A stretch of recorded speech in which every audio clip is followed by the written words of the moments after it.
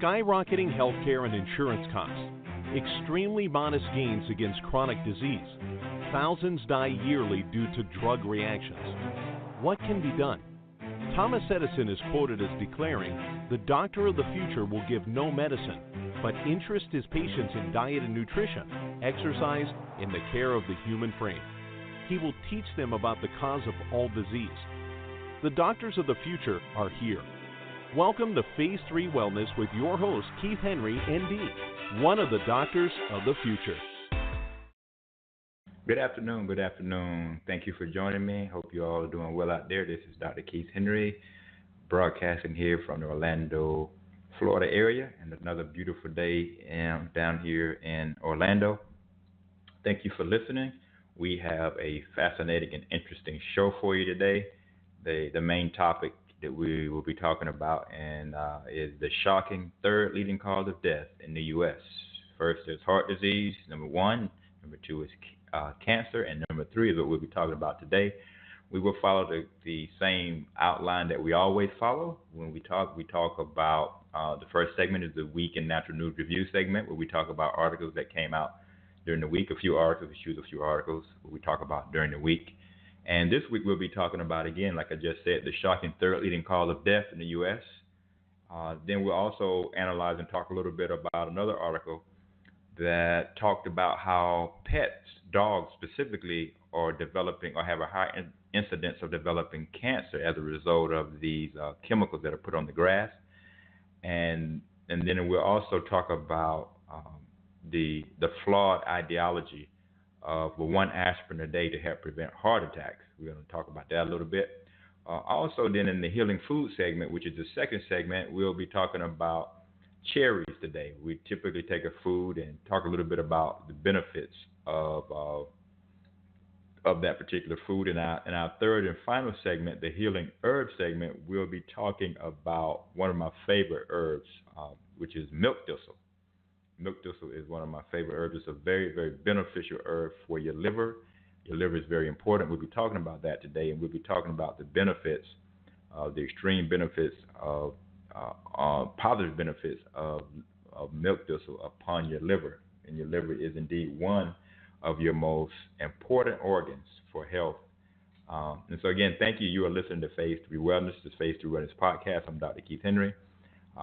As I always say, not long after the live broadcast is over here on Blog Talk Radio, which the platform that we use to broadcast it, it will be available in many, many areas as a downloadable podcast here on live on blogtalkradio.com, at Phase 3 Wellness, at Phase 3 Ministries, at YouTube, also on Facebook at the Phase 3 Wellness Facebook page,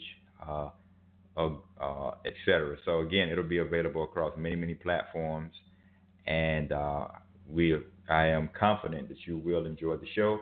We're going to get right to our first segment, the Week in Natural News Review. And we're going to start off first before we get to our main article here. We're going to start off with the article that came out this week from realpharmacy.com, and it was entitled "Studies Link Canine Cancers to Lawn Chemicals." And so many people love their pets, especially their dogs, and many people are not aware that oftentimes the chemicals that they themselves place on the lawn or that are placed on their lawn by professionals have actually been associated with their pets developing, increasing their risk of developing cancer. According to this particular article, again from realpharmacy.com, it says that lawn chemicals, particularly ones containing 2 and 4-D, have been linked to at least 2 types of canine cancers. They said that studies found that lawn chemicals travel to neighboring yards and also inside homes, and these chemicals have been found in the urine of dogs whose owners did not even spray their lawns. The authors of the study state how their findings can be used to further research on even human cancers. Because think about it, if your pet is going outside and they're tracking these chemicals that increase their likelihood of developing cancers, and then they're tracking these chemicals, those people who keep their pets inside, their dogs inside, they found that these chemicals are tracked back actually into the homes. And so now And then a lot of people have these pets, on their beds or wherever, and in their homes, and so now it could actually increase the likelihood of even human beings now being exposed to these carcinogens, these carcinogenic chemicals that which basically means cancer-causing substances. The article went on to point out how the article was based on a 6-year study from Tufts University School of Veterinary Medicine. And in this study, they linked lawn pesticides to canine malignant lymphomas, or CML. Based on questionnaire results from dog owners, the study found specifically the use of professionally applied pesticides was associated with a significant 70% higher risk of this canine malignant lymphoma. So if you have professionals come in and put these chemicals on your grass, and if you have your dogs out on that grass, you increase the likelihood that they can develop these cancers, these malignant lymphomas, by 70%. The risk was also higher in those reporting use of self-applied insect growth regulators. A different study, said this article, with similar methods discovered that herbicides also contribute to canine malignant lymphoma. In this different study, the study found that herbicides also containing 2 and 4-D, which is the chemical used, doubled the risk of these lymphomas when dog owners use it 4 or more times per year. And then there was a 2013 study concluded that 2 and 4-D herbicides and other lawn chemicals make the risk of canine bladder cancer significantly higher. So if you want your dog to have a significant increase in the likelihood that they will develop bladder cancer, you can do so, or the results of putting these chemicals on the lawns will do that. And the article pointed out also that certain breeds, including beagles, Scottish terriers, Shetland sheepdogs, West Highland white terriers, and wire hair fox terriers were more susceptible since they have a genetic predisposition to bladder cancer anyway. So if you have one of those breeds are beagles, Scottish terriers, Shetland sheepdogs, West Highland white terriers, and wire hair fox terriers. They were more susceptible. That doesn't mean that if you don't have one of these breeds that your dog does not still have a significantly higher chance of developing this bladder cancer from these chemicals. The article pointed out further that the exposure to these chemicals came from ingestion, inhalation, or contact with the skin, and the amount of time needed to restrict pets from a sprayed area has not been determined. So you may keep the dog off of the area for a week or a month or however long, but it really hadn't been determined the amount of time you need to keep them off from them or the likelihood dropping. So, for instance, you may need to keep them off a week, 2 weeks, 3 weeks, or maybe who knows, even longer. The study didn't determine that. The study also found that chemicals were detected in the urine of dogs in 14 of 25 households before lawn treatment, in 19 of 25 households after lawn treatment, and in 4 of 8 untreated households. So chemicals were commonly detected in grass residues from treated lawns and from untreated lawns, suggesting chemical drift from nearby treated areas. So in other words, your neighbors may be treating their lawns, and the chemicals maybe through the as a result of the wind blowing or whatever, may be drifting over into your lawn, and your pets may be coming out and getting exposed to the chemical. Another study found herbicide 2,4-D contaminants inside and throughout homes both prior to and after outdoor application. The study is evidence that pets absorb and track lawn chemicals, and lawn chemicals travel from their intended targets. The study concluded that, quote, removal of shoes at the door and the activity levels of the children and pets were the most significant factors affecting residue levels indoors after application. The studies state that they are important to the health of humans as well as the pets.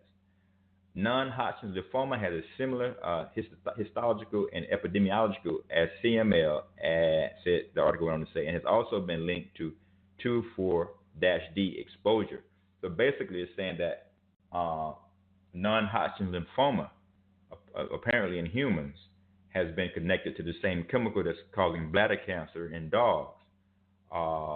And it went on to say that this 2,4-D chemical has been cited to possibly cause cancer, and the agricultural use of this chemical has increased due to weed resistance to Roundup. So people are using this Roundup, the chemicals in Roundup, and over time, these weeds become more and more resistant to these chemicals, and so it's used more and more, nevertheless, and so it increases the likelihood of these chemicals of both pets and humans being exposed to these carcinogenic chemicals, and thereby increases the likelihood of developing or possibly developing one of these cancers. Now, again, this is Dr. Keith Henry. You are listening to Phase 3 Wellness. We're in our first segment, the Week in Natural News Review segment. And again, I'm going to switch over now to our second article in the series, and after this, we'll get to our main article, which is the shocking third leading cause of death in the U.S. Now, this is an article. This next article is something that I talked about some time ago, and this was talking about what I thought. I was on the radio here in Orlando maybe about 5 years ago, and I talked about this idea of an aspirin a day reducing the likelihood of heart attacks, especially for elderly people, which was a very popular thing. You've probably seen commercials talking about it, etc. And back then, I mentioned that there may be some benefit to the heart, but how does it weigh in with the benefit that is tied in to the gastrointestinal bleeding that is known to be caused by aspirin? And so this is one of the things that I talked about on the show back then, that I didn't think that the benefits of taking this aspirin and the slight benefit you may get from the heart would be. I didn't think that the benefit would. I thought that the risk would outweigh the benefit, essentially. And so basically, I said so on the radio, and I had even cited some studies back then, and so now this article here actually is entitled. And this article was taken from Natural Health 365, and basically it addresses that issue again. And the title of the article is "Why the One Baby Aspirin Per Day Habit is So Dangerous." And so it's interesting that now other studies have come out, more information has come out dealing with this. And so the article says that heart disease is a major killer, which it is. It is the number one killer in the U.S. And it's to blame for about 1 in 4 deaths in the United States every year. And it says, and with so many of us at risk for heart disease-related symptoms like stroke, heart attacks, and clogged arteries, medicine would have us believe that a baby aspirin would protect us from harm. But the cost would surprise most uninformed health patients. The article goes on to say further that when you see the age-old recommendation of taking an aspirin every day is now being called into serious question, thanks to the initial results of an ongoing double-blind randomized controlled trial called the Aspirin and Reducing Events in the Elderly, or ASPRI. This study set out to investigate the risk/benefit ratio of taking low-dose aspirin. Now, when I addressed this issue some years ago, maybe 5 years ago on the radio, I talked about how it was Bayer Aspirin that did this study, and they were recommending taking an aspirin a day based upon this study. But the aspirin were buffered with magnesium, and I make the argument mainly that magnesium is beneficial for the heart, as the heart is a muscle, and magnesium has been shown to be beneficial for the muscle as well as other things. And so what they didn't really mention to the public was that these aspirin were the benefit of the aspirin, or rather the aspirin were coated with magnesium. And it was my position that the real benefit was a bit more from the magnesium than from the aspirin itself. And so this study cited here, that this ASPRI study, which was actually and it's still ongoing. It's supposed to end next year in 2019. It's an ongoing double-blind randomized control study, and the article says, since this is something many people over the age of 65 have been instructed to do by their physicians, that is, to take an aspirin a day, the researchers' preliminary findings are certainly quite disturbing and should be taken very seriously, the article said. Starting in 2010, the aspirin study recruited 16,000 people, 16,703 to be exactly, people aged 70 and older from Australia, and 2,411 people from age 70 and older from the United States. The people were randomly assigned to one of two groups. One group would take 100 milligrams of aspirin per day, and one group would take a placebo. So that was the study, and all the study participants would have periodic follow-ups to document any changes to their health. The average length of follow-up for the study's most recent data is 4.7 years, so almost 5 years follow-up. To be eligible for the study, the recruited subjects could not have dementia or any physical disability or any other condition managed with aspirin at the start of the trial. The researchers were hoping to determine that what kind of adverse effects would happen by taking aspirin daily and whether those effects outweighed the supposed benefits. Now, prior evidence has suggested that a low dose of daily aspirin can prevent heart problems in middle-aged people and may even reduce rates of intellectual decline and cancer in people who are elderly, but initial findings from the aspirin study paint a very different story. Now, one of the reasons that some people get frustrated and say, well, in 1 minute we're told that this is good for you, and the next minute we're told that it's not good for you. One of the things you have to remember is to dig down deep into the study, and many times companies who stand to make a lot of money from studies being a certain way, coming out a certain way, they will fund their own studies. And so, that's not, you have to take that into consideration.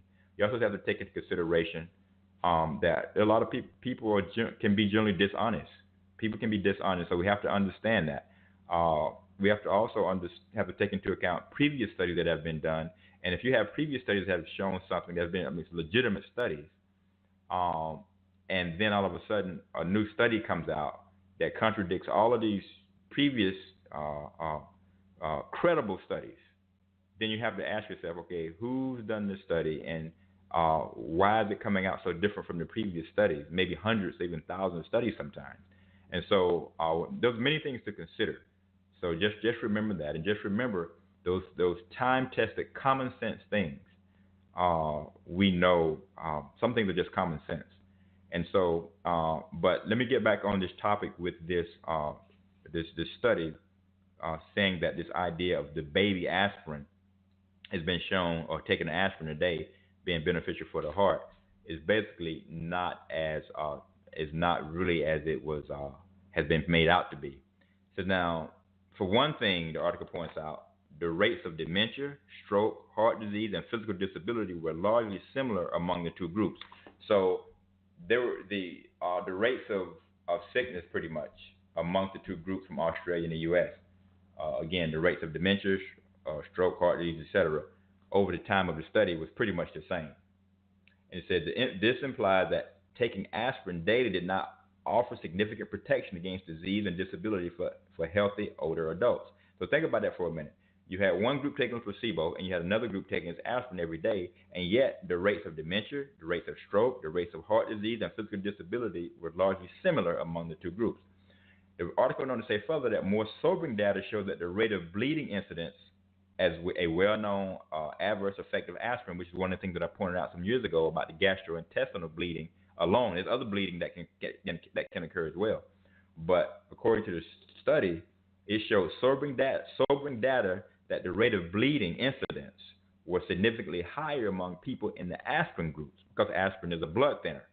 Additionally, aspirin-taking subjects were found to have a higher risk of dying from cancer.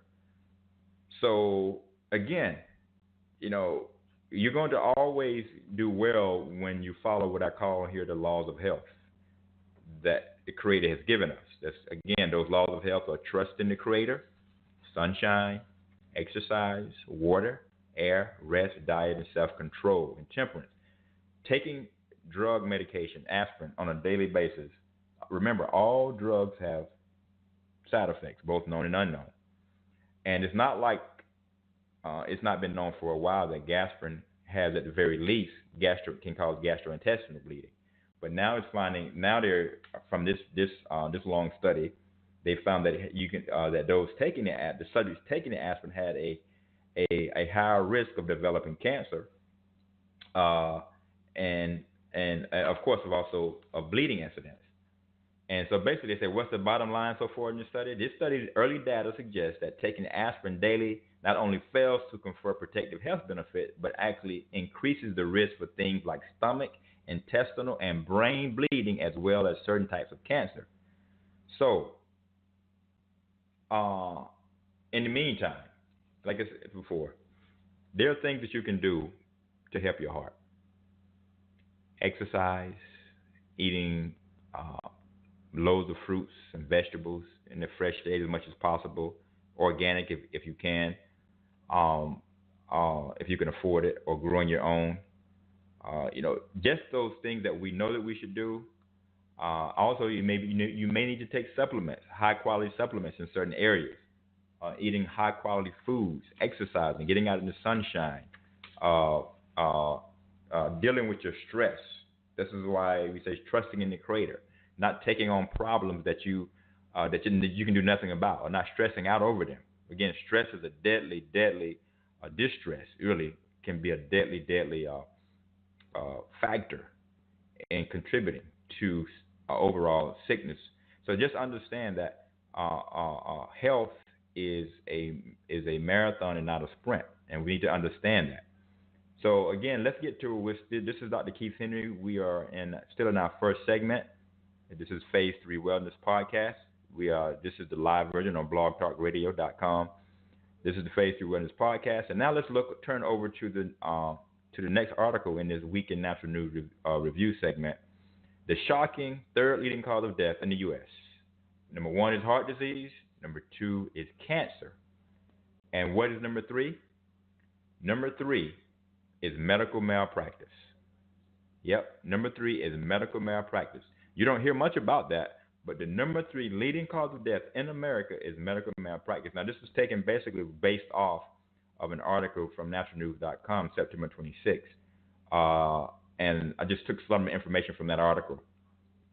They were comparing accidental gun deaths to malpractice. But generally speaking, I just wanted to look at that, and because they cite a study that was done by, it was an 8-year study that was done by Johns Hopkins University. And they found that there were at least 250,000 deaths in America every year due to malpractice.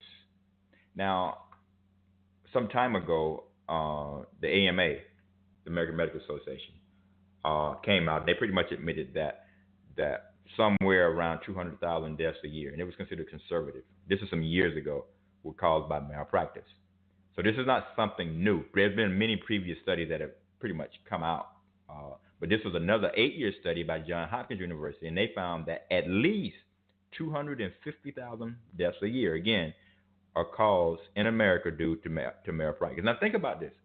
Normally, when you may hear the media gets a hold of the pharmaceutical companies or those who stand to make a lot of money off of drug treatment, something they will come out and they say, oh, we find that this herb is dangerous, or this naturopath, or this doctor over here, this herbalist, they gave something and this herb had an adverse effect, and this person got very sick, or this person died, which almost never happens.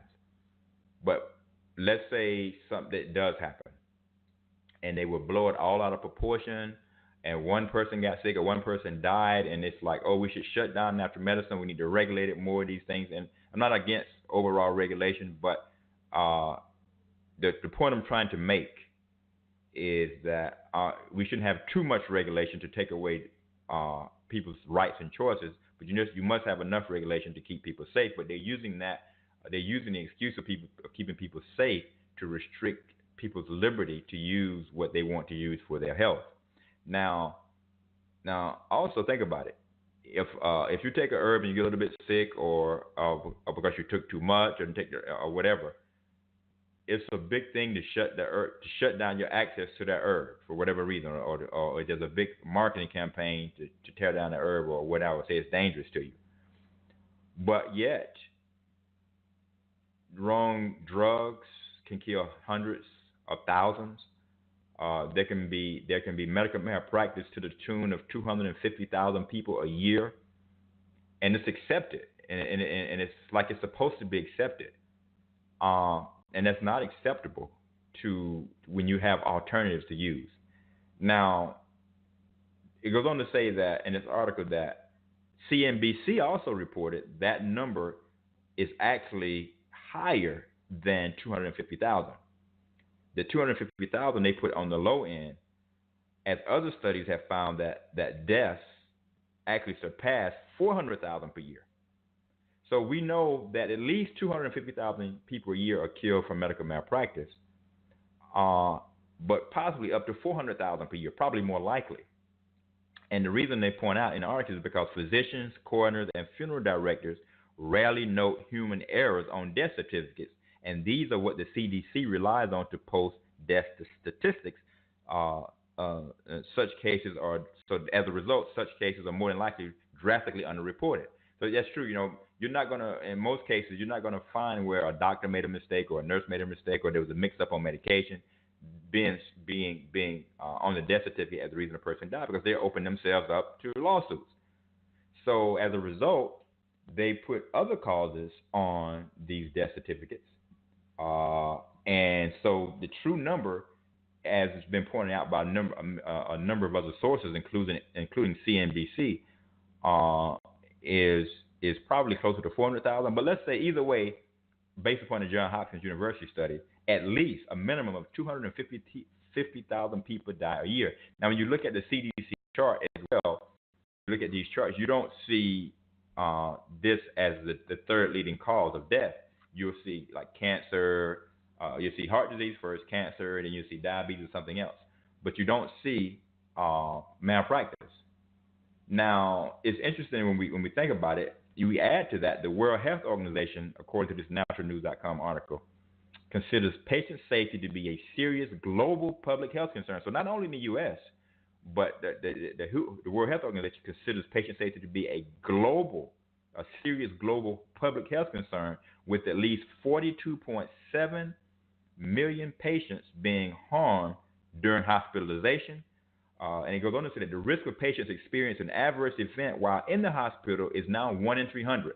So basically, on average, every 1 in 300 people that enter the hospital, or they're going to experience an adverse event while there, not caused by something that they had when they went in there. Meanwhile, at least 7 million people around the world suffer disabling surgical complications, 1 million of whom die as a result. So 7 million people worldwide will experience a disabling surgical complication when going into a hospital, and 1 million out of that 7 million will die. Now, let me be clear. I'm not saying that there's never a cause for allopathic medicine or for hospitals or things of that nature. They have their benefits, but I'm just pointing out that there's other things to consider, and also it's set up as the superior medicine in that no alternative should be allowed. That we should just take this as the alternative, and this is the best that we can do, as opposed to taking into consideration that there's many times other things that can be done to help people who are sick, and also people need to understand that there are risks to allopathic medicine, and they need to be informed of these risks, and also not only informed of these risks, but be given the opportunity to make an informed decision. Now, I'm all for, if a person knows and they're given a decision to go with natural or holistic medicine, and they choose not to, then I'm all for their right to go with whatever they want. And so this is because ultimately they themselves have to suffer the result or the benefit or experience the benefit from whatever they decide to do. There are many cases that alternative medicine and allopathic medicine could work together. There are many cases that it could work together, but the problem is the pharmaceutical companies, they get in and they want to dominate or monopolize the whole area, and then some doctors buy into it and become arrogant with regard to thinking that what they do is superior to any other form of medicine, instead of understanding, listen, my form of medicine has some limitations in some areas. That's just the reality of it. But that's not what's being done. And so the reality is these failures are showing that, listen, your medicine, your type of medicine does have limitations. Drugs, understand, listeners, drugs do not cure disease. I'm not saying that if you're in a situation where you need a drug to save your life, I'm not saying not to take it. But what I am saying is that you need to understand that all drugs have side effects, that drugs do not cure disease. They have, in many cases, they can be beneficial for a short amount of time, as I said before. But if don't place your health in the hands of drugs. And if you can find something natural that can benefit you as opposed to that drug, by all means do it. But if you're in an accident or if you are having a heart attack, you need something to be stabilized, and you need a drug to stabilize you quickly, by all means. If that's the only thing that you can use, then use it. But just understand that drugs do not cure disease. Understand that. It will only point out that in the United States, the 250,000 annual death figure makes medical errors the third leading cause of death, as I said earlier, behind heart disease and cancer. According to Johns Hopkins, to the study that Johns Hopkins did, 10% of all deaths in America are a result of medical error. Now, I just want to say this again. If I, as a naturopath, gave someone something or made a medical error or gave them something that killed them, you would never hear the end of it. It would be all over the news, and natural medicine would be brought into disrepute as if this one death that was caused by a medical error. Let's say that it was a herb or something and they took too much or whatever. They didn't follow what they were told to do. And sometimes I've experienced this where I've recommended someone take a herb at a particular amount and they take more than they were told to take, or they don't take as much as they were supposed to take, instead of just following exactly the instructions that they were given. Most of the time, a competent natural practitioner will sit down, and everything that they've put together in a protocol for you will have a specific benefit. And many times, if they've done their homework, it will work synergistically with everything else, what they're giving you. And that's why it's important to take exactly what you've been told to take and exactly the way that you've been told to take it. Sometimes people don't do that. And I'm sure many times they don't do that with their regular allopathic doctors either. So just understand, now that's a different story than just medical mistakes or medical malpractices. But think about it. If natural practitioners were as a result of medical errors, if 250,000 people were dying a year, or between 250,000 and 400,000 were dying a year, they would shut the whole natural medical industry down. But we see, on the other hand, that's not happening. According to the article, the Johns Hopkins study, in the Johns Hopkins study, they used statistics and other studies, including one from Health and Human Services Department Inspector General, hospital admission rates, and data from the Agency for Healthcare Research. Deaths due to medical error might include those caused by staff with inadequate skills, a system, it went on to say, defect, a preventable adverse effect, an error in care of judgment, computer breakdown, medication or dosage mix-ups, and undiagnosed surgical complications. So those are some of the reasons that people die as a result of medical errors. Let me read those to you again from their study, from this article that cited the Johns Hopkins study. They may not be limited to, but they at least include those caused by staff with inadequate skills, a system defect, a preventable adverse effect, an error in care or judgment, computer breakdowns, medication or dosage mix-ups, and undiagnosed surgical complications. So those are some of the reasons that 200,000 to 400,000 Americans die a year from medical errors. Johns Hopkins University School of Medicine's Dr. Martin Makary said, quote, top-ranked causes of death as reported by the CDC inform our country's research, funding, and public health priorities. Right now, cancer and heart disease get a ton of attention, but since medical errors don't appear on the list, the problem doesn't get the funding and attention it deserves. So again, what's the shocking third leading cause of death in the U.S. after heart disease and cancer? Medical errors. Simple as that. And so again, you're listening to Phase 3 Wellness, the Phase 3 Wellness podcast. I am Dr. Keith Henry, your host. I'm a naturopathic doctor. I'm broadcasting out of the Orlando, Florida area. Again, I thank you for listening. We are we just finished up our first segment, which is the Week in Natural News Review segment. We're here every Sunday at 3:30 live. Again, the podcast is available probably about 10 to 15 minutes, roughly 10 minutes probably after it's over. The podcast is available on many platforms, including iTunes, YouTube, Facebook, etc. So just mean you can visit phase3ministries.com. You can visit phase3wellness.com. You can visit the Phase 3 Wellness Facebook page, the Phase 3 Wellness YouTube channel. You can come back here on blogtalkradio.com and look up Phase 3 Wellness, and you can listen to this episode and past episodes. We're setting up a site specifically for this podcast where you can access all these podcasts. It just take a little time to get that set up. But again, we're gonna pivot over to our second segment here, the Healing Food segment. And this segment is actually sponsored by a local business in Orlando. They're going to sponsor this segment, and they are Happy Heart Lawn Service. Happy Heart Lawn Service. They do lawn cuttings in the Orlando, Florida area, specifically in Orlando. Not only in Orlando, but the surrounding areas as well.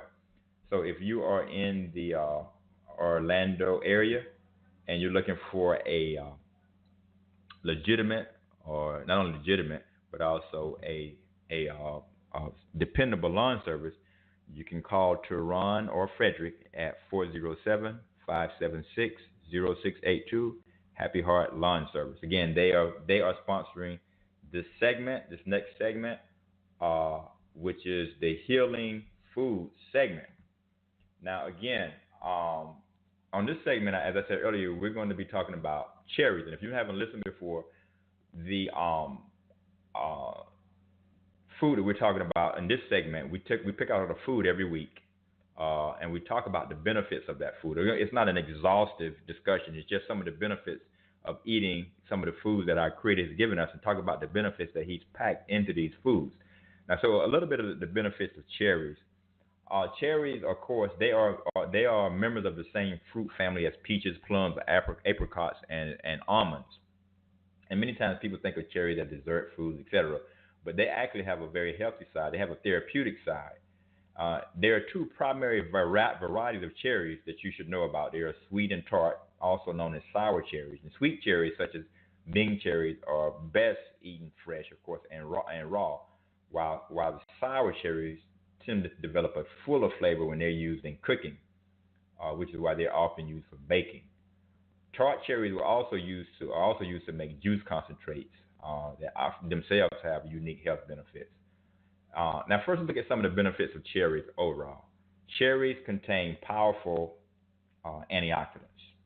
Again, we've talked about antioxidants, how beneficial they are to the body. They contain powerful antioxidants like anthocyanins and cyanidine. In fact, there was one study that found the antioxidant activity of these substances isolated from tart cherries was superior to that of even vitamin E, and comparable to commercially available antioxidant products. So that's amazing. So again, vitamin E is one of the top antioxidants, and for cherries to have these antioxidants like anthocyanins contained in them, that's one of the benefits you can get from eating them. Sweet cherries also contain a small amount of quercetin, which is among some of the most potent antioxidants, and they promote health from they actually promote a wide range of other benefits. Give a wide range of health benefits rather. Now, cherries also contain anti-cancer or cancer-preventing compounds. So again, whether you like cherries or not, I'm just telling you some of the benefits of eating cherries. Sweet cherries contain fiber. They contain vitamin C, carotenoids, and anthocyanins. Again, those powerful antioxidants. And each of these can benefit, or they may play a role in cancer prevention. According to the National Cherry Growers and Industries Foundation, of course, Of course, I will take that with a grain, not a grain of salt, but they put out, of course, they have an interest in talking about the benefits of cherries, but cherries are, we know they are beneficial. So they put out according to the National Cherry Growers and Industry Foundation, they say, quote, the potential role of sweet cherries in cancer prevention lies mostly in the anthocyanin content, especially in cyanidin. Sweet cherries are a good source of cyanidins, which appear to act as an antioxidant, and in this role, they may reduce cancer risk. That's true. We know that they do contain an antioxidant, and we do know that antioxidants of that nature can help reduce cancer risk. They actually cite a study using human cancer cell lines demonstrated cell cycle arrest and apoptosis, that means cell death, of mutated cells exposed to these cherry anthocyanins. And they go on to say that further research suggests that the growth arrest characteristics of cyanidin are likely, at least in part, to be a result of significant inhibitory effects of these cherry components. So again, cherries can have because of the antioxidants contained in them, can have a cancer-preventing effect. Now, I'm not surprised with that because you've heard me say before that the closer you eat to the garden and the closer you eat to the colors of the rainbow, the healthier you're going to be. Again, those colors, those 7 colors of the rainbow, Roy G. Biv, red, orange, yellow, green, blue, indigo, and violet. So the fresher your foods are and the closer you eat to the rainbow colors, the colors of the rainbow, basically you know that you're getting a healthier food, are you getting a healthier overall diet? Again, another thing that studies have shown with regard to eating cherries, that cherries have the ability to reduce inflammation. There have been many people who've taken cherries for arthritis. And in fact, it was a study that involved over 600 people who had gout. And those who ate only a half cup cherries, only a half cup serving of cherries a day, which is the equivalent of about 10 or 12 cherries, or consume a cherry extract, had a 35% lower risk of a subsequent gout attack. Those who ate more cherries, up to 3 servings in 2 days, had an even lower 50% reduction in risk. So if you have gout, now first of all, you want to look at what's the underlying cause. If you have gout, the underlying cause of gout typically is uric acid accumulating in the joint, typically of the big toe. So and that uric acid typically comes from beef, eating the uric acid or urine in animal flesh. So again, as a naturopath, I want to talk about what's the cause.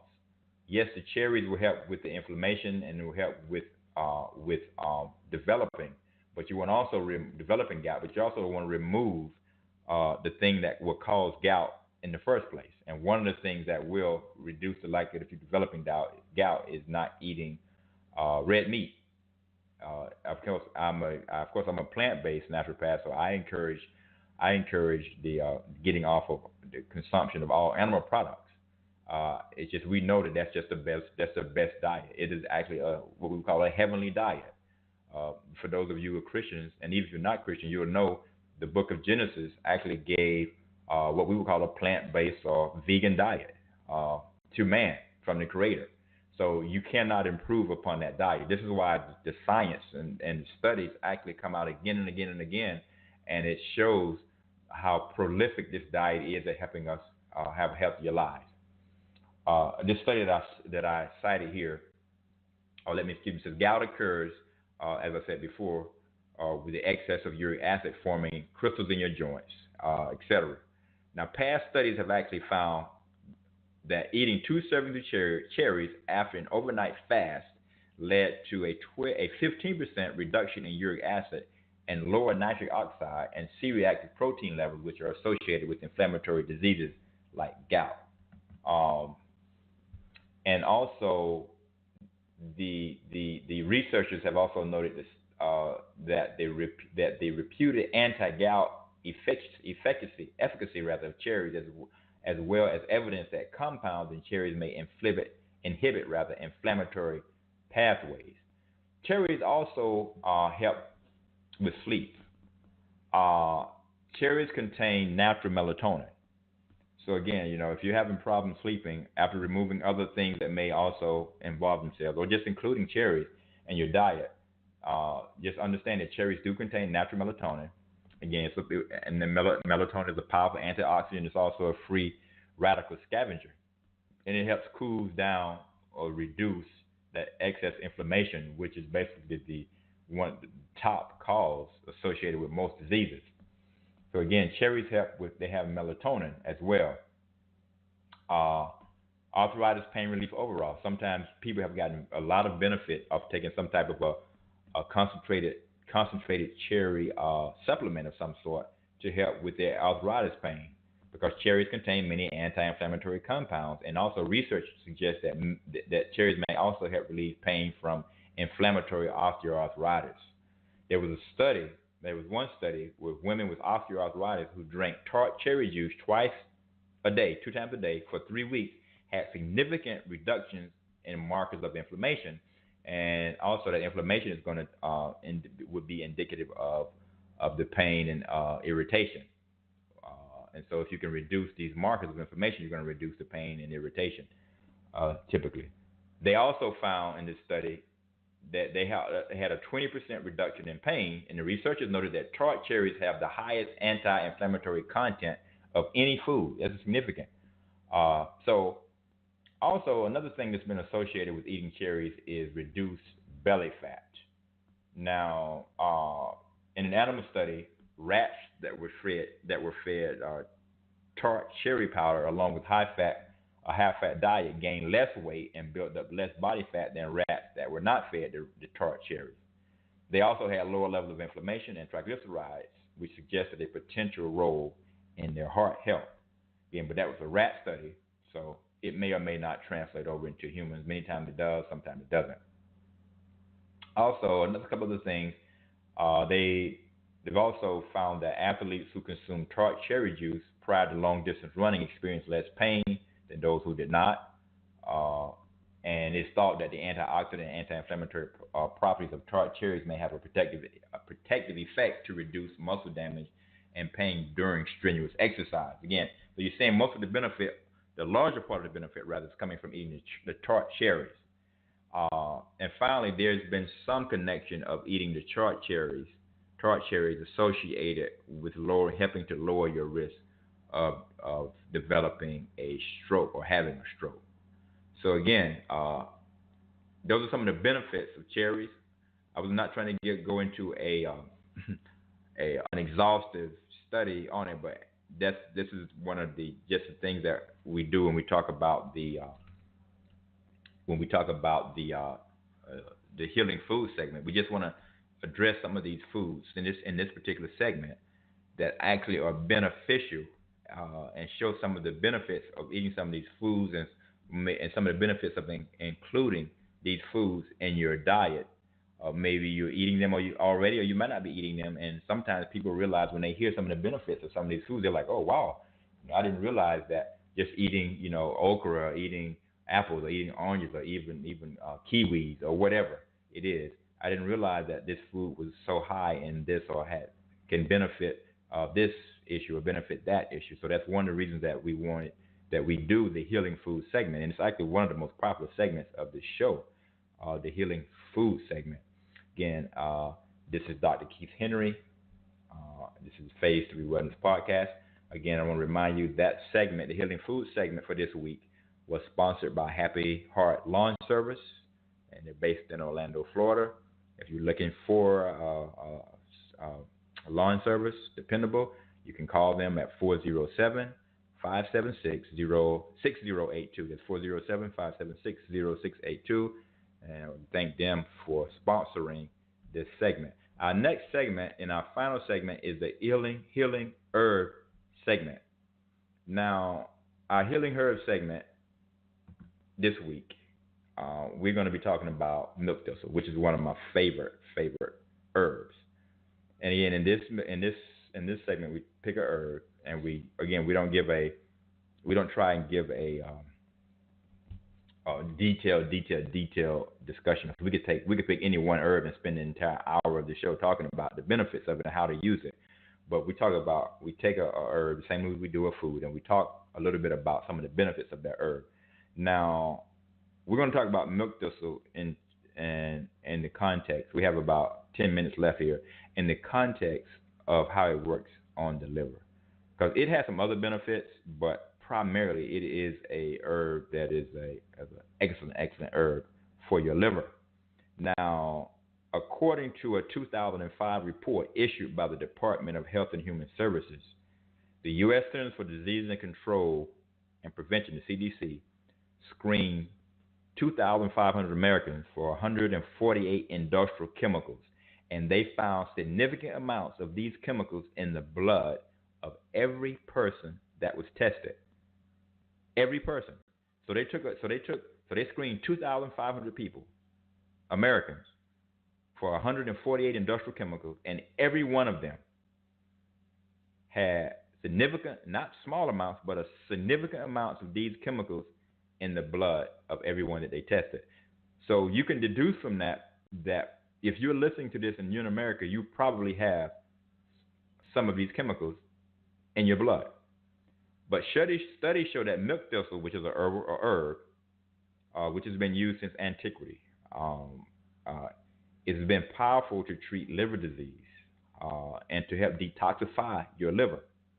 And we especially need our liver detoxified because our liver is under great burden, having to deal with the environmental toxins, having to deal with stress, the toxins produced in our bodies from stress, from toxic foods, et cetera, et cetera, et cetera.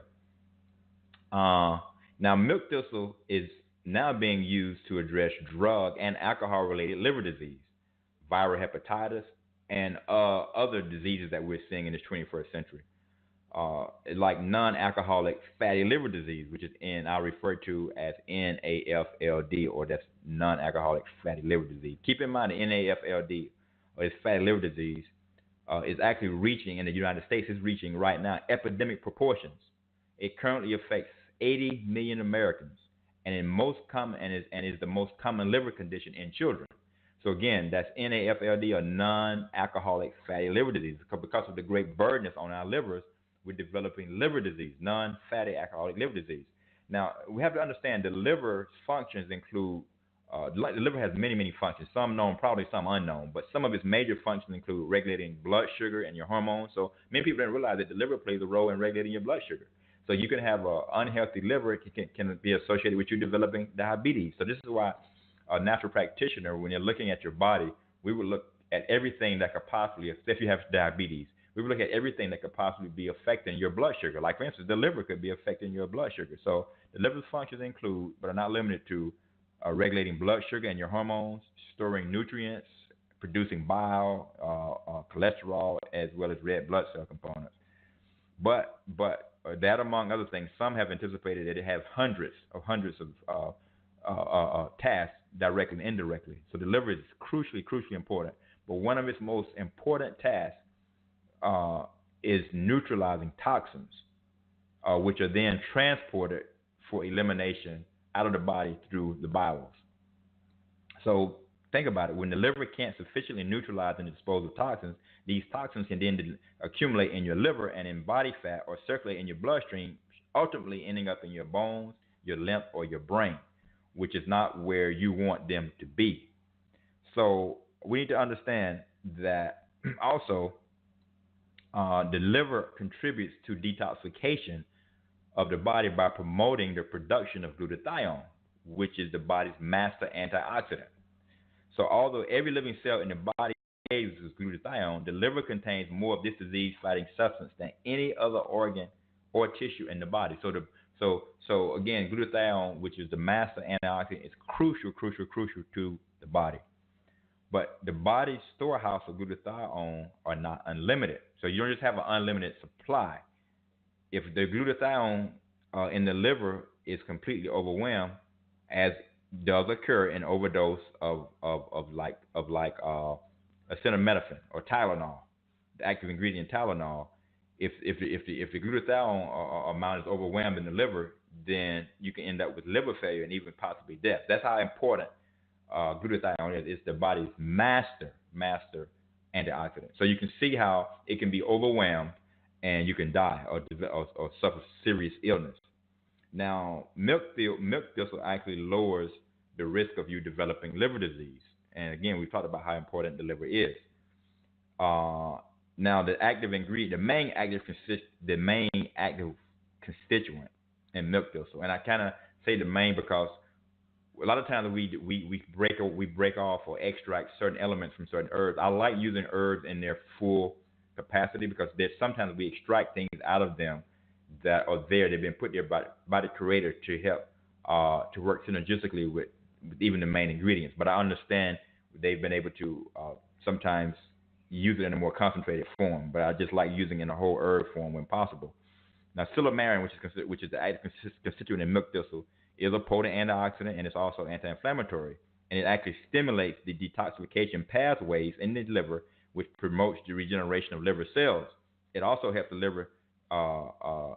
It helps to prevent liver scarring, and it also helps to strengthen cell walls. There's been many studies that have been done on. I'm not going to go into the studies because I don't have time, but there's been many studies that have been done on milk thistle, and so it has a lot of milk thistle has a lot of detoxification elements to help keep the liver detoxified. So as it keeps itself detoxified, it can function at its optimal rate.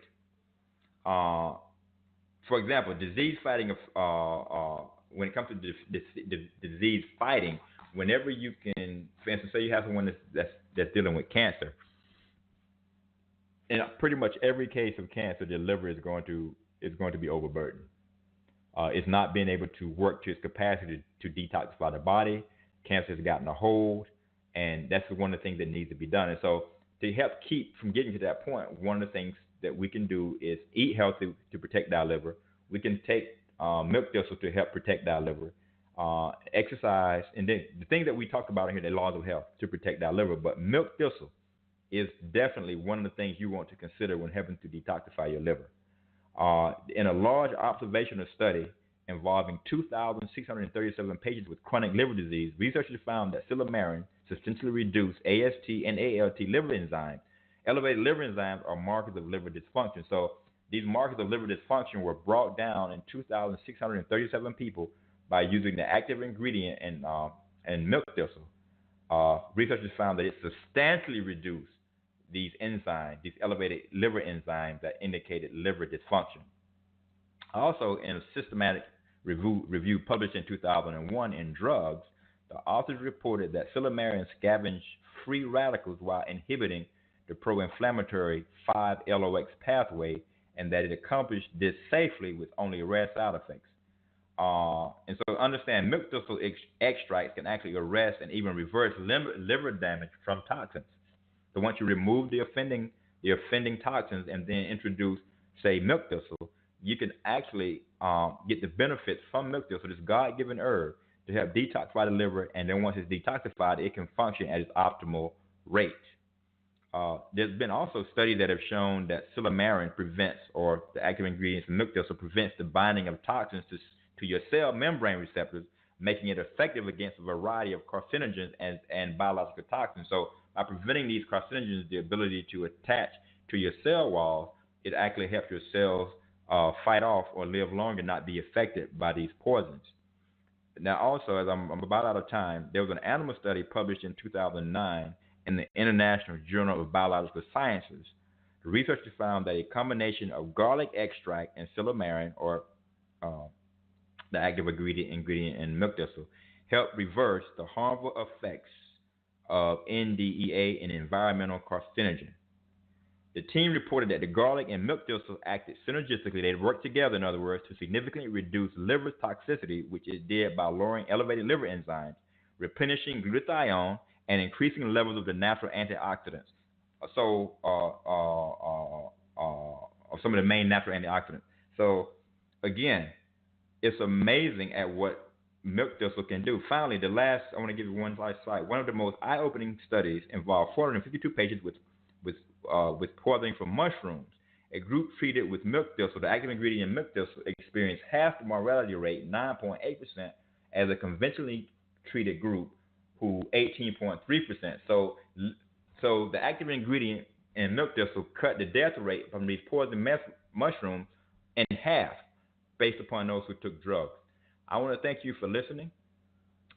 You've been listening to Phase 3 Wellness Podcast. I am your host, Dr. Keith Henry.